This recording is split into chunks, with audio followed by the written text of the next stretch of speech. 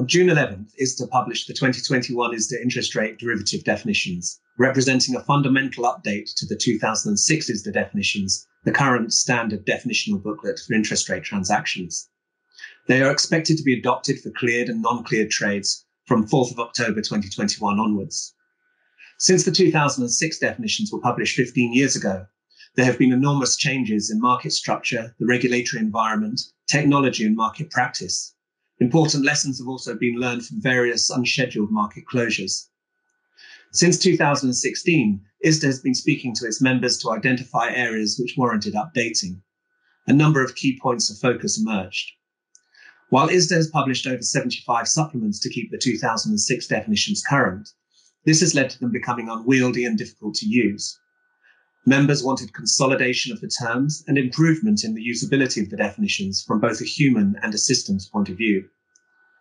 Some provisions in the 2006 definitions no longer reflect modern market structures and practices. In particular, the regulatory changes brought in since the global financial crisis have vastly increased the use of clearing and margining, which was not really envisaged when the cash settlement provisions were drafted. Fallbacks have clearly been the focus of enormous industry efforts with respect to systemically critical interbank rates. However, the 2006 definitions contain over 150 floating rate options, many of which have an inconsistent approach to the permanent cessation or temporary non-publication of the benchmarks referenced. I'm delighted to be joined by Deepak Sitlani, partner at Linklaters and drafting counsel for the 2021 definitions, Andrew Kayiira, managing partner, Eden Point Partners, and consultant to ISDA, and Hannah Patterson, managing practice development lawyer at Linklaters, to talk us through some of the key features of the 2021 definitions and the MyLibrary platform. So Deepak, I've outlined some of the reasons why an update is now long overdue. How are the 2021 definitions looking to address those issues? So I think, firstly, I'll touch on the cash settlement provisions. As you say, a lot has changed since they were first put together, and actually most of them were put together in 2000 for the 2000 definitions. And in particular, we've seen changes to collateralization of transactions, the way in which people discount, and also the way in which people value positions with XVAs becoming more prominent. And so it was felt that those points should be more overtly addressed to give market participants a much clearer view as to what should or shouldn't be taken into account when valuing a transaction, whether it's upon exercise of a swaption or, as you say, upon optional or mandatory early termination. So we now have 5 new cash settlement methods. I won't go into them in a huge amount of detail, but really just to say that they break down into 2 buckets. One that focuses on taking indicative quotations from the market, and another one that is based on a replacement value type methodology. So those provisions have been largely rewritten and I think are now reflective of the way in which people value today. You also touched on floating rates. Now, there is, of course, a lot of work that's been done and continues to be done in the context of fallbacks. And also we are starting to see more and more new floating rate options come to the market. So the 2021 definitions will bring all of those together and also look to standardize as much as possible, because as you say, the 2006 definitions had built over time. And so particularly when it came to floating rate options, there could be inconsistencies between floating rate options where actually, if you were starting again, you could streamline. And that's exactly what has been achieved in the 2021 definitions. And in particular, there is the introduction of a floating rate matrix, which allows parties to, at a glance, see the key components of each floating rate option. And that matrix has been developed in conjunction with members from the FPML team as well. So it's already been produced with a view to downstream processing. So I think those are the 2 kind of big points to pick up on, Rick. Thank you, Deepak. Yeah, and I think it's important to emphasize that the 2006 definitions were very successful. And so, of course, a lot is not changing as well. We're keeping as much as possibly can. Even if you look at the cash settlement provisions, which Deepak mentions are a significant source of update, a lot of the methodologies are being carried over. And the same is true with updates to other areas where, in fact, the provisions are really being updated to reflect current market practice rather than because we are trying to impose some kind of change in market practice. So hopefully that makes the process of transition from one set of definitions to the other a little bit easier. Now, talking about publication of the 2021 definitions, that definitional booklet will be ISDA's first natively digital definitions booklet. In other words, rather than producing a paper or PDF form of the document, it will be exclusively published on a web-based user interface called MyLibrary. That will have some significant benefits for users of the definitions, and we're going to go into some detail on the functionality that it will provide in a moment. But the really important thing in terms of the 2021 definitions will be in the way that future amendments to those definitions are made in order to keep them current.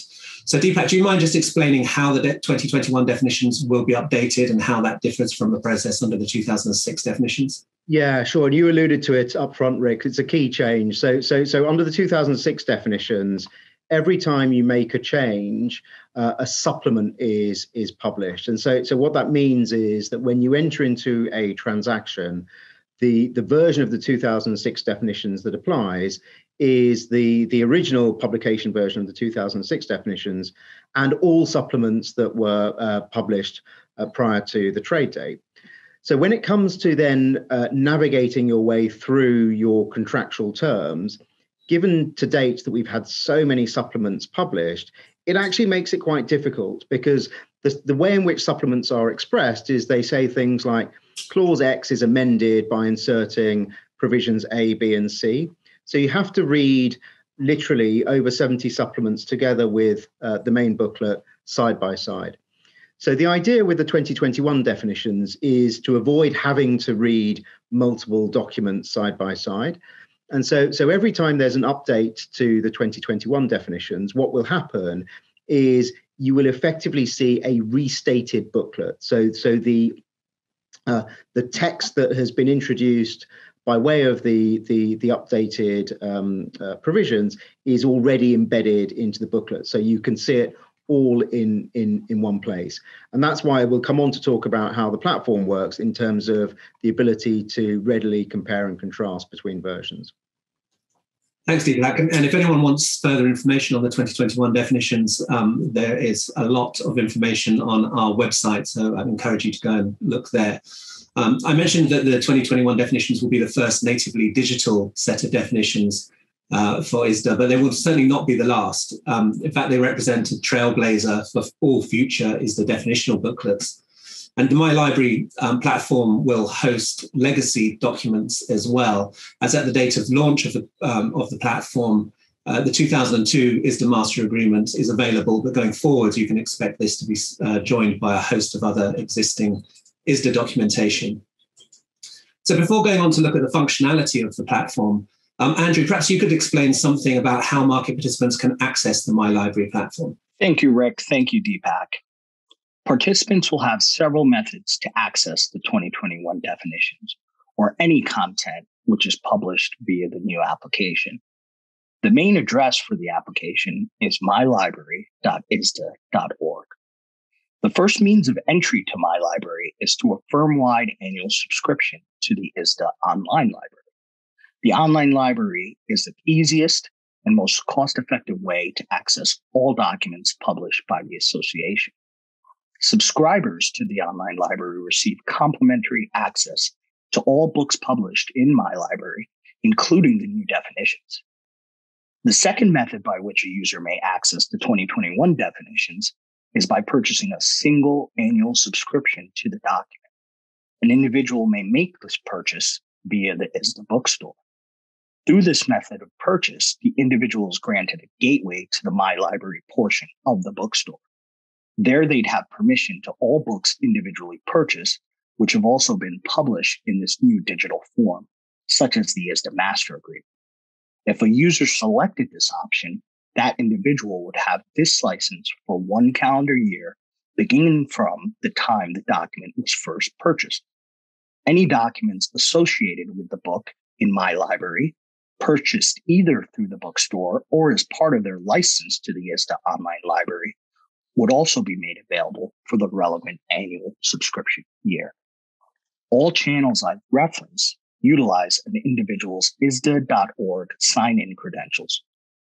So what are the key differences between a single bookstore purchase and online library subscription? The ISDA online library subscription provides a license to all of ISDA's publications on a firm-wide basis, including those which are digitally published via MyLibrary, while the individual bookstore purchase allows for a single user to obtain MyLibrary access to only those documents they have individually purchased. For more information regarding either a subscription to the ISDA online library or single user access to the 2021 definitions, please reach out to Online Library, that's one word, at ISDA.org. Thanks, Andrew. The MyLibrary platform, we think, will offer a quantum leap forward in terms of usability, particularly from a human point of view. And as a user of the definitions myself, I can testify to the fact that it has very powerful functions that I think will make life a lot easier for all of those who use the definitions on a daily basis. Hannah, would you mind taking us through a tour of some of the functionality that we think people will really enjoy? Thank you, Rick. So MyLibrary is accessible at mylibrary.isda.org. This allows you to log into the library using the ISDA website and the same login details that you currently have registered for ISDA's website. When you've entered your details, you will come back to the library. And as you can see, you've currently got the 2 documents mentioned. So the 2002 ISDA Master Agreement and the 2021 ISDA Interest Rate Derivatives Definitions. You're able to download and print the documents from this screen. And you'll see that that will open in a new window. If you select the document, so here I'm going to select the 2021 ISDA Interest Rate Derivatives Definitions, first natively digital document on ISDA's MyLibrary. When you select that document, you go into the document and you can see we've got a navigation bar here, which allows you to easily access or locate, move to the relevant provision you want to. And you've also got increased functionality in terms of clicking through and finding the definitions you need. So in this example of business day, you'll see that target settlement day is referred to. By clicking on this, I get a pop-up showing the definition of target settlement day. And if I want to, I can even drill deeper and select confirmation to find the definition of confirmation. I can also print, bookmark this, and make this full screen if I need to. I can also read this definition in the context by selecting Go to Definition. This will then take me to the place in the definitions where confirmation is defined. So you can see that having the document on the platform really aids navigation between the different provisions and allows you to more easily find what you need to. One of the things that as a lawyer we love to do is to tab the important parts of the document. So it may be that I'm really interested in how the calculation agent provisions differ in the ISDA interest rate derivatives definitions as compared to the ISDA Master Agreement. So perhaps I want to bookmark these so I can easily find them when I'm doing my research. So if I click on bookmark, I'm then able to select the relevant sections, confirm my selection, and add to a new bookmark. I will then have saved those particular sections so that I can see those within that document. I can always change the name of this or delete the bookmark if it's no longer relevant. It may also be that I want to create a collection. So here, if I go back to the library, I can create a collection of multiple documents. So I could add both the ISDA interest rate definitions to perhaps my collection on interest rate reform. Or I could add a section within the interest rate definitions. So if I go back into the interest rate definitions, it may be that I want to just select a part of that to add to the bookmark. So you can see how you can easily add together sections of the documents or documents themselves to more easily allow you to locate documents or provisions that you are particularly interested in. One of the other additional functionalities that you don't get in a hard copy is the ability to search. So you can search perhaps days, and you will then be able to easily navigate to where days is used, and you can see that that is potentially used in definitions or just as day on its own. You get a preview here to allow you to more easily find those provisions. One of the things that both Rick and Deepak have referred to is the versioning and comparison. So when the definitions are updated, and I think it is expected they will be updated to ensure alignment with the 2006 definitions, you'll get a new tab which you will be able to select. You'll be able to use a date picker to allow you to find the most up-to-date version of the definitions on that particular day. And then in the platform, you will be able to easily compare different versions by identifying the base and the comparison version of the document to allow you to generate a black line between the documents. You're also easily able to navigate to any resources that are available in connection with the particular document. So for the 2021 ISDA interest rate derivatives definitions, you'll be aware that there's various matrices and also a form of amendment agreement and confirmation templates. You're able to select those from the resources tab and download those as necessary. And perhaps one of the most exciting things that the platform does, and it's not something I can show you because I'm currently on my desktop, but this platform is fully available on your mobile device. So even when you're on the move, you'll be able to access the 2021 interest rate derivatives definitions and the ISDA master agreement and all of the documents that ISDA adds to this library over time. So that was all I wanted to show you today. We look forward to you using the platform. Thank you, Hannah. Well, I hope you found this webinar useful. If you'd like more information on the 2021 definitions, please visit the 2021 definitions webpage on ISDA's website at www.isda.org. And for more information on access to the MyLibrary platform, please write to onlinelibrary@isda.org. Thank you.